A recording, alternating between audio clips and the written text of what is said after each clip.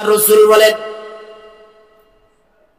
উমামা বাহিলি রাদিয়াল্লাহু তাআলা আনহু থেকে হাদিস, আল্লাহ রাসূল বলেন একবার দুইজন ব্যক্তি এসেছে আমার স্বপ্নের ঘরে। আমি ঘুমন্ত অবস্থায়, এমত অবস্থায় তারা দুইজন এসে আমাকে বললেন চলেন। কোথায় যাব? একটা পাহাড়িয়া এলাকায় আমাকে নিয়ে যাওয়া হলো। পাহাড়ের কাছে নিয়ে আমাকে বললেন পাহাড়ের উপরে চড়েন। আমি বললাম আমি অক্ষম, আমি দুর্বল, আমি কিভাবে পাহাড়ে উঠব? হাদিস, আল্লাহ রসুলের স্বপ্ন হাদিস, এটা ওহী। সরাসরি জিবরাইল এসে আল্লাহ থেকে বাণী পৌঁছায় দেয়, এটা যেমন ওহী, আল্লাহ রসুলের স্বপ্ন ওহী। আল্লাহ রসুল বলেন পাহাড়ের কাছে নিয়া আমাকে যখন দাঁড় করায় দিলেন, আমাকে বললেন আপনি পাহাড়ের উপরে চড়েন। আমি বললাম আমি কিভাবে চড়বো, আমি তো অক্ষম। তখন ওই আগন্তুক দুই ব্যক্তি আমার বাহু ধরে, আমার ঘাড় ধরে আমাকে উঠায় দিলেন, আমার জন্য সহজ করে দিলেন। আমি পাহাড়ে চড়লাম, পাহাড়ের উপরে উঠে আমি হাঁটতে লাগলাম, আমাকে নিয়ে চলতেছে।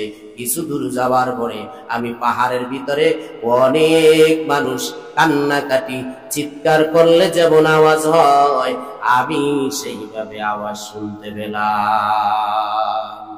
আওয়াজ শোনার পরে আমি জিবরাইলকে, ওই আগন্তুক দুই ব্যক্তির মধ্যে একজন ছিল জিবরাইল আর একজন ছিল মিকাইল, ওই দুইজন ব্যক্তিকে আমি স্বপ্নের ভিতরে জিজ্ঞাসা করলাম, এই বলেন এই যে পাহাড়ের ভিতরে আমি আওয়াজ শুনতে পাই, এদের কিসের আওয়াজ? তখন ওই দুইজন ব্যক্তি বলল এরা হলো জাহান্নামী, এদের জাহান্নামীদের আওয়াজ, চিৎকারের আওয়াজ, জাহান্নামীদের লোকদের আওয়াজ আপনি শুনতেছেন। এরপরে আমাকে নিয়ে আরেকটু সামনে যখন অগ্রসর হলেন, আল্লাহ রসুল বলেন একদল মানুষদেরকে আমি তাকায় দেখলাম, তাদেরকে লটকায় রাখা হয়েছে। যেমন ভাবে আমরা বাজারে গিয়া দেখি বকরিগুলোকে জবাই করে পা গুলো টাঙ্গায় রাখা হয়, দেখছেন নি? আল্লাহ রসুল বলেন আমি দেখলাম কিছু মানুষদেরকে তাদের পায়ের গোড়ালির ভিতরে শিকল দিয়া তারপরে টানায় রাখছে, মাথাগুলা নিচে, পা গুলা উপরে, যেমন এখন ছিনতাইকারীদের অবস্থা। কথা ঠিক না বেঠি? ছিনতাই চুরি চামারি বাড়ছে নি? হ্যাঁ, যেখানে পাইবেন একবারে খাম্বার লাগে বান্ধা রাখবেন, সমানে, কোনো ছাড় নাই। কথা ঠিক না বেঠি? সমানে খাম্বার লাগে লটকায় রাখবেন, উনি লটকায় থাক, যেদিন তওবা করবে সেদিন ছাইড়া দেওয়া হবে। আল্লাহ রসুল বলেন আমি লোকদেরকে দেখলাম টাঙ্গায় রাখা হয়েছে।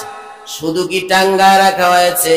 হয় না, না, পায়ের সাথে বেরিয়ে পড়ে টানায় রাখছে, ছাগলের পায়ের সাথে রশি লাগায়া যেরকম ঝুলায় রাখে জবাই দেওয়ার পরে, ওইভাবে ঝুলায় রাখা হয়েছে।